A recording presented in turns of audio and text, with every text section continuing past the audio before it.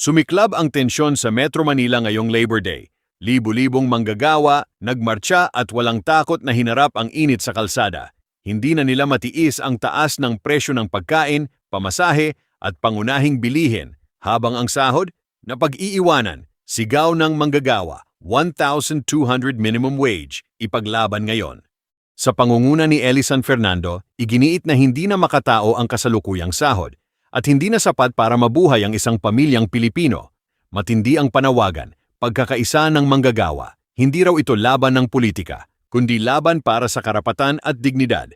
Pero sa gitna ng sigaw at protesta, isang tanong ang bumabalot. Gising pa ba ang gobyerno o tulog sa hinaing ng bayan? Hanggang kailan magtitiis ang manggagawa?